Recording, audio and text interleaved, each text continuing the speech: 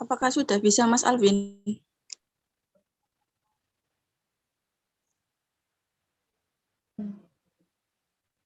Oke, yuk, silakan. Terima kasih, Mas Alvin. Assalamualaikum. Oke. Assalamualaikum warahmatullahi wabarakatuh. Waalaikumsalam Warahmatullahi wabarakatuh. Kami dari kelompok 4 akan mempresentasikan hasil diskusi kelompok kami tentang penyusunan silabus dan rencana pelaksanaan pembelajaran serta mohon maaf, Mbak Dika. Bentar, itu ada yang join. Serta pengaplikasian dasar mengajar dalam pembelajaran PKN SD. Next.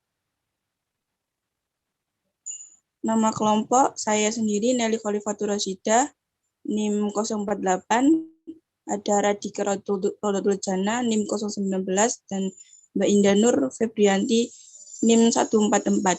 Next.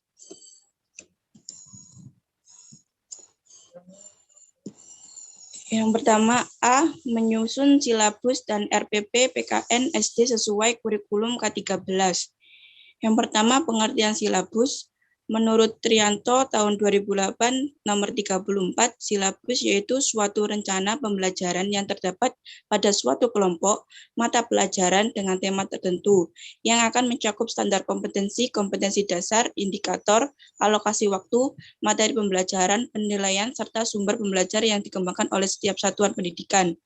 Dalam silabus ada 6 komponen utama yang harus dibuat, yaitu standar kompetensi, kompetensi isi, kompetensi dasar, indikator, materi standar, standar proses atau kegiatan belajar, dan standar penilaian.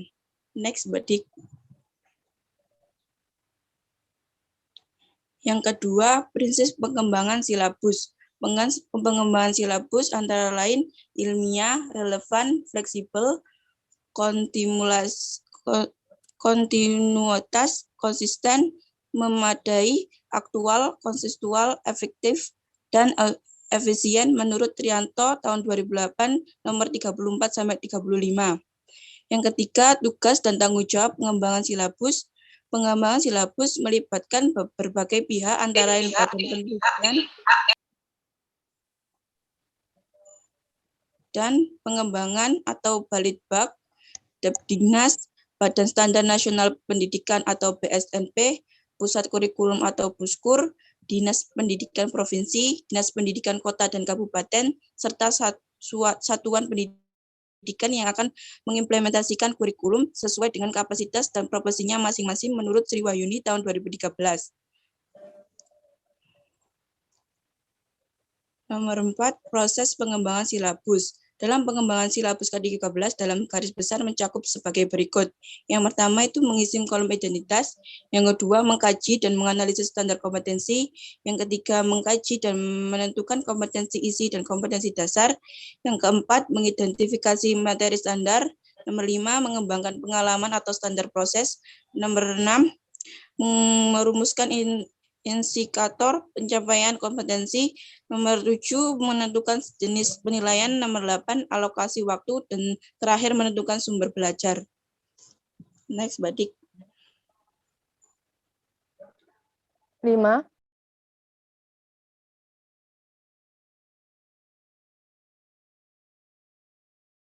Mencakup perencanaan, pelaksanaan, evaluasi maupun revisi menurut Abdus Sukri Ibrahim 2013. B. Tinjauan umum rencana pelaksanaan pembelajaran RPP pada K13. 1. Pengertian rencana pelaksanaan pembelajaran atau RPP. Rencana pelaksanaan pembelajaran adalah sebuah rencana yang menggambarkan prosedur-prosedur pembelajaran guna untuk mencapai satu atau lebih kompetensi dasar yang dititipkan dalam standar isi dan dijabarkan dalam silabus menurut Triaton 2008 halaman 69. 2. Fungsi RPP. Fungsi perencanaan yaitu agar dapat mendorong guru untuk lebih siap dalam melakukan kegiatan pembelajaran dengan perencanaan yang matang. Fungsi pelaksanaan yaitu kegiatan pembelajaran yang disusun secara sistematis untuk mengefektifkan proses pembelajaran yang direncanakan dengan strategi yang tepat dan memenuhi. 3. Prinsip pengembangan RPP. 1. Kompetensi yang dirumuskan dalam RPP harus jelas, konkret. Kompetensi makin mudah diamati, makin tepat kegiatan-kegiatan yang harus dilakukan untuk membentuk kompetensi tersebut. 2. RPP harus sederhana, fleksibel, dapat dilaksanakan dalam kegiatan pembelajaran, serta pembentukan kompetensi peserta didik. 3. RPP harus dikembangkan secara utuh, menyeluruh, serta jelas pencapaiannya. Selanjutnya, Mbak Indah.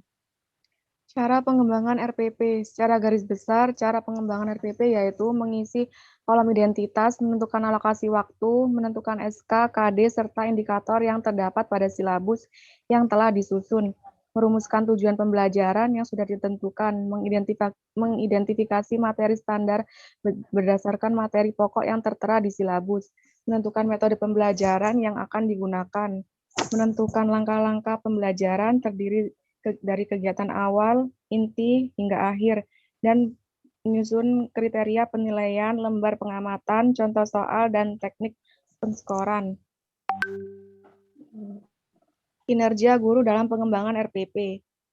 Terdapat 10 faktor, baik internal maupun eksternal, yaitu dorongan untuk kerja, tanggung jawab terhadap tugas, minat terhadap tugas, penghargaan atau tugas, peluang untuk berkembang, perhatian dari kepala sekolah, hubungan interpersonal sama guru, MGMP, dan KKG.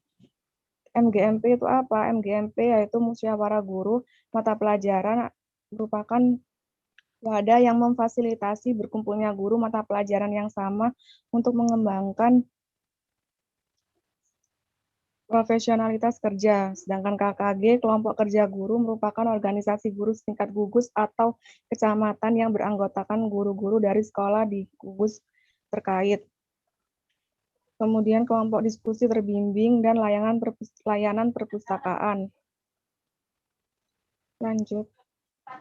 Mengaplikasikan 8 keterampilan dasar belajar mengajar dalam simulasi pembelajaran PKN SD, yaitu keterampilan bertanya, memberikan penguatan, mengadakan variasi, menjelaskan, membuka dan menutup pelajaran, membimbing diskusi, mengelola kelas, dan mengajar kelompok kecil.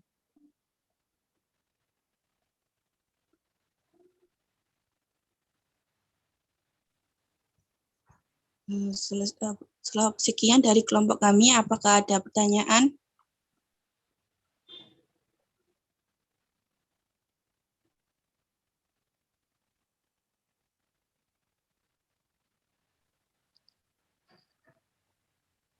Baik, teman-teman. Terima kasih. Pak Ferry review ya sekarang ya. Teman-teman semuanya. Tadi disebutkan ada 8 keterampilan yang harus dimiliki oleh seorang calon guru. Itu adalah sebuah keterampilan murni yang harus dimiliki oleh teman-teman sekalian. Nah, teman-teman bisa lihat di berbagai macam kesempatan, misalnya pada saat magang. Pada saat magang, teman-teman kakak-kakak kalian, kakak tingkat ya, melakukan magang, atau melakukan penelitian, atau melakukan PLP 3 ya, PLP 3 atau PPL terakhir, atau magang terakhir, itu cukup lama, satu bulan biasanya. Di sana mereka menyiapkan banyak hal, salah satunya yaitu silabus RPP, perangkat, semuanya, membuat BAS, dan seterusnya. Mereka mencoba untuk bagaimana menggantikan peranan guru yang memang sudah ada, tapi dengan cara mengajar yang bisa dikatakan sebagai guru pemula. Awalnya dia asisten guru menjadi guru utama. Itu butuh sebuah proses. Di antaranya adalah kita butuh mengetahui dulu karakter siswa yang ada dalam kelas tersebut. Kalau kita sudah merasa bahwa energi dari kelas tersebut cukup besar, maka kita tidak bisa menjelaskan terlalu lama. Artinya kita harus memberikan sebuah kegiatan untuk mereka. Contohnya adalah membuat tim-tim kecil tadi, ada 8 keterampilan tadi, ada salah satunya yaitu mengajar dalam kelompok kecil. Maksudnya adalah kita memiliki keterampilan untuk bagaimana ketika di klasikal 42 siswa, kita mampu untuk memecah menjadi 6 kelompok, 8 kelompok. Jadi agar tujuannya apa? Energi yang besar kita bisa bagi menjadi 8 atau 6. Tentunya ketika energi tidak lagi besar, suara gemuruh pun mulai menurun. Jadi mereka sudah mulai berada pada sebuah skup yang lebih kecil lagi, tidak berada pada sebuah kumpulan besar. Ketika sudah mereka masuk di kelompok-kelompok masing-masing, maka kita berikan sebuah adjustment. Adjustment adalah perintah. Apa perintahnya hari itu? Temanya apa? Nah, aktivitasnya apa? Aktivitas tersebut tidak bisa serta-merta langsung kita pada saat itu melakukan dengan spontanitas, tidak bisa. Tapi aktivitas itu harus kita desain.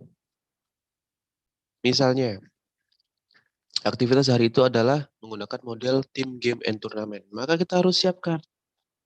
Kalau menggunakan game seperti ini, kira-kira tema seperti ini nyambung nggak? Butuh bahan apa saja? Ingat, bahan tidak boleh yang susah dicari. Guru harus mampu mencari bahan-bahan yang ada di sekitarnya untuk kemudian dijadikan sebuah pelajaran yang maksimal. Kemudian teman-teman, berikutnya adalah guru mampu untuk kemudian mengembangkan sebuah pembelajaran dengan inovatif. Guru menjadi motivator, mediator, dan fasilitator. Fasilitator memfasilitasi siswa dalam pembelajaran. Teman-teman biasanya membawa kit, membawa alat peraga, IPA misalnya ya, PKN. PKN kan bawa alat peraga apa kira-kira? Ya textbook ya, buku, gambar, video. Kemudian kalau IPA sudah pasti ada kit ya. Kit itu adalah kit tutorial. Di alat atau bahan media misalnya perangkat umum manusia misalnya. Macam-macam ya kit ya. Kemudian berikutnya adalah ketika itu sudah selesai, maka guru harus bisa mengevaluasi dengan baik. Nanti teman-teman akan saya berikan tugas di terakhir-terakhir saja tapi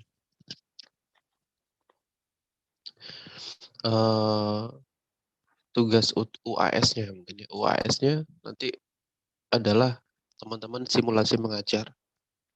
Simulasi mengajar tidak usah membawa murid, tapi muridnya berasal dari teman-teman kalian sendiri. Jadi gantian begitu.